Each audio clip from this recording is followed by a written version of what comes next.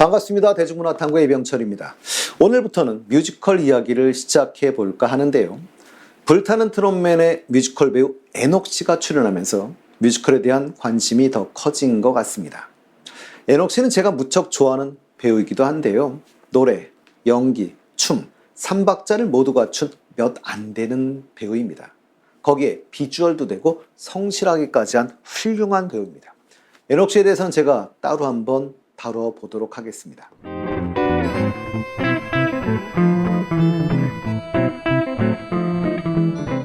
뮤지컬은 두터운 매니아층이 형성돼 있어 제가 작품에 대한 분석을 하는 것은 어불성설인 것 같고요.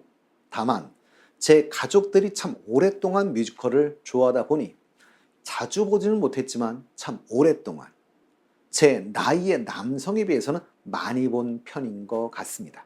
그래서 이 영상은 뮤지컬 매니아를 위한 영상은 아니고요. 뮤지컬에 대한 상식적인 이야기나 뮤지컬에 관심을 갖기 시작한 어떤 입문자들을 위한 영상입니다. 그리고 전문적인 지식을 다루기보단 제 주관적인 소견을 중심으로 소개해 볼까 합니다. 뮤지컬을 처음 보러 가시거나 아직 익숙하지 않은 분들은 제 개인적인 생각입니다.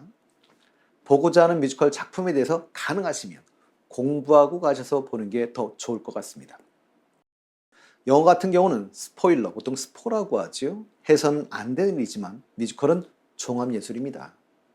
발레는 무용수들의 무용극이고 오페라는 성악가들의 음악극이고 연극은 배우들의 연기입니다. 그럼 뮤지컬은 배우이면서 가수들의 연극이면서 음악극이지요.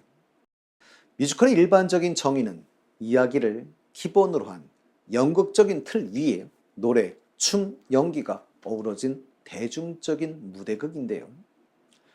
그러나 무식하게 표현한다면 연극은 대사와 표정으로, 노래는 가사와 가창력, 감정으로 주로 전달하지. 그럼 뮤지컬은요? 이런 특징들이 순간순간 강조되면서 함께 나타납니다. 그러니 장점일 수 있지만 동시에 단점일 수 있는 것이죠. 장점은 종합예술이지만 단점은 한 가지만으로 파악하기가 어렵다는 것입니다. 결국 더 깊은 감동을 얻고자 하신다면 내용 정도라도 공부하고 가시는 것이 더 큰 감동을 받을 수 있을 겁니다. 제가 처음 봤던 뮤지컬은 헤드윅이었습니다. 이제 보기 힘든 오만석 배우님의 공연이었었는데요. 성전환 수술에 실패한 락커 헤드윅의 인생을 그린 작품이었지요. 동독 출신의 미국 이민자이며 여자도 남자도 아닌 헤드윅은 뮤지컬 역사상 가장 복잡한 정체성을 가진 캐릭터 중 한 명일 겁니다. 작품에 대한 이해가 없어 관객이 무대에 올라가 난동을 부리기도 했던 작품이기도 하지요. 요즘은 남성 관객들도 많아졌습니다. 그러나 제가 다니던 초창기에는 별로 없었어요. 심한 경우에는 공연장 관객 중 남성이 저 혼자인 경우도 경험한 적이 있습니다. 중간에 쉬는 시간, 인터미션이라고 하지요. 화장실에 갈 수 있는 시간인데요. 남자 화장실은 너무 한가합니다.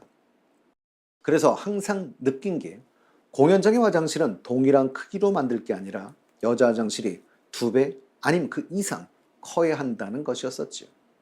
화장실에 얽힌 재미있는 에피소드도 갖고 있는데요. 롯데 뮤지컬 전용관 샤롯데 시어터에 공연을 보러 갔을 때였습니다. 인터미션 때 화장실을 가려고 하는데 입구에 줄을 서 있는 거예요. 깜짝 놀랐습니다. 남자들이 다른 때보다 이상하게 오늘 많았다라는 생각은 했지만 그래도 규모상 줄을 설 정도는 아니었었어요. 하지만 어쩔 수 없이 줄을 서 있다 깨달았습니다. 화장실에 들어가면 바로 들어가자마자 입구 쪽에 오른쪽에 세면대가 있는데요. 화장실을 가는 줄이 아니라 세면을 위해 줄을 서 있었던 것이지요. 이날이 2월 14일 발렌타인데이였습니다. 여성분들이 자신의 남자친구들을 데려오다 보니 남성들이 많았던 날이었던 거고요. 이렇게 끌려온 남성분들은 특별히 본인들이 좋아해서 온 것이 아니고 내용도 모르니 힘들었던 것이지요. 그러니 그 극의 시대 배경, 내용 등 공연을 보러 가기 전에는 간단히 공부를 하고 가시기 바랍니다. 뮤지컬의 본고장은 미국 뉴욕 브로드웨이지요. 전 세계적으로 놓고 보면 뮤지컬 시장이 존재하는 나라도 10개국 좀 넘습니다. 그중 우리나라의 뮤지컬은 짧은 역사에도 불구하고 뮤지컬 강국이 되었는데요. 미국, 영국, 일본 다음에 뮤지컬 시장 규모를 가지고 있습니다. 불과 몇 년 전만 해도 뮤지컬은 소수만이 즐기는 음악이라 여겨졌지만 요즘은 나이에 관계없이 가수뿐만 아니라 일반인까지도 뮤지컬 넘버를 부릅니다. 음악 프로에서조차도 멋진 무대를 마친 가수에게 한편의 뮤지컬을 보는 것 같았다 라는 칭찬을 하기도 하지. 요즘은 교과서에도 뮤지컬 넘버가 실려 있을 뿐만 아니라 중고등학교 교육과정에 뮤지컬 수업이 있어서 이젠 뮤지컬은 자연스럽게 대중화되고 있는 상황입니다. 뮤지컬에서 넘버는 노래, 춤곡, 연주곡 등 뮤지컬에 나오는 모든 음악을 총칭하는 말이 넘버입니다. 뮤지컬은 반드시 지켜야 하는 것은 아니지만 중간에 빠질 수 있지요. 하지만 보통 서곡, 오프닝 넘버, 제시, 프로덕션 넘버, 쇼 스타터, 아리아, 커튼콜의 기본적인 틀을 가지고 있습니다. 서곡은 막이 오르기 전 오케스트라가 연주하는 기악곡을 이야기하는데요. 뮤지컬을 보러 가시면 시작한다 라고 방송이 나왔는데 그리고 객석의 불은 꺼지지. 그리고 등장인물들이 나오길 기다리는데 막은 오르지가 않아요.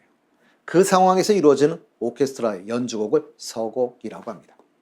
서곡은 뮤지컬을 시작하기 전 관객의 집중을 유도하는 역할을 합니다. 물론 꼭 서곡이 있는 것은 아닙니다. 그래서 레미젤라블 같은 경우는 사실은 서곡이 없지요.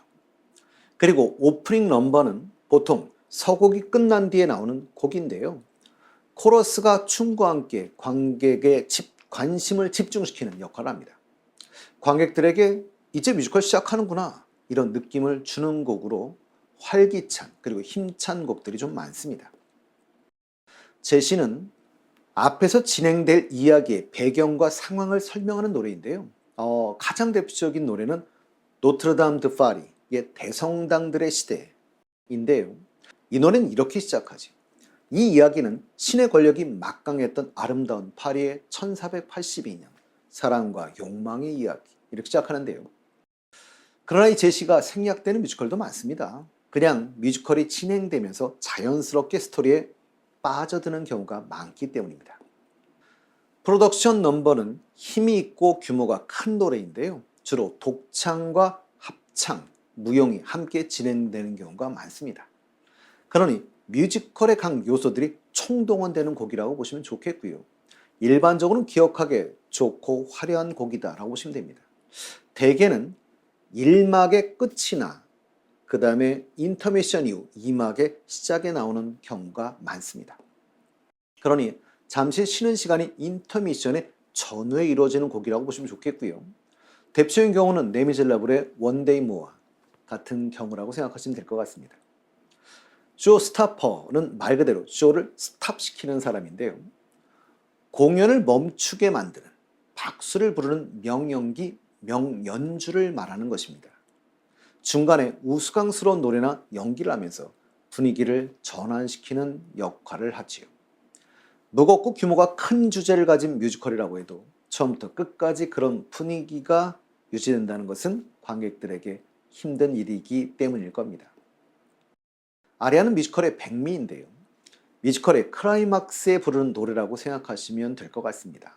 배우의 기량이 드러나는 음악적인 표현에 중점을 두는데요. 이것 때문에 사실 우리는 뮤지컬을 볼 때 어느 배우로 볼 것인지를 주로 결정하는 가장 중요한 포인트이기도 하죠. 캐치의 메모리거나 지키는 아이들의 This is the moment 같은 곡들을 말한다고 보시면 될 것 같습니다. 커튼콜은 공연이 끝난 후 관객의 환호에 화답하는 춤과 노래로 모든 출연진이 무대에 나와 하는 인사인데요. 공연이 끝나고 로비에 설치된 포토존과 캐스팅보드를 통해 좋은 추억도 감독도 오랫동안 남기시길 바라며 오늘은 한 일화를 전해드리며 이야기를 마칠까 합니다. 킹키부츠의 앙상블로 출연했던 한 배우분이 있었는데요. 그분이 저에게 전해뒀던 이야기입니다. 킹키부츠는 한번 제가 따로 다루긴 하겠습니다만 이 작품은 저희에게는 신디 로퍼가 음악에 참여해 더 유명한 작품이기도 하지요. 2012년 미국 시카고에서 초연을 했고 2014년 국내에서 초연이 올라온 뮤지컬인데요. 초연 때는 오만석 씨, 김무열 씨, 고창석 씨, 정선화 배우님이 출연을 했던 작품입니다. 우리나라에서 공연이 올라갔을 때 미국의 연출자가 내한을 했었다고 하죠. 그 작품에 앙상블로 출연했던 한 친구가 저한테 전해준 이야기인데요. 작품에 나오는 배우들과 만나는, 이 연출자와 만나는 자리에서 그 친구가, 저에게 이야기를 전한 친구가 이렇게 인사를 했다고 합니다. 저는 앙상블입니다 라고 인사를 했다고 그래요. 그랬더니 그 연출자분께서 제 작품에는 앙상블이 없습니다. 다 배역이 있고 그 배역에는 이름이 있지요. 맞습니다. 우리는 모두 자신의 삶의 주인공입니다. 자신의 삶에 있어 사회가 만든 시나리오대로 살지 말고 자신이 만든 시나리오를 가지고 자신의 삶의 주인공으로 살아가시길 바라며 다음 시간부터는 한 작품씩 분석해 가는 시간을 갖도록 하겠습니다.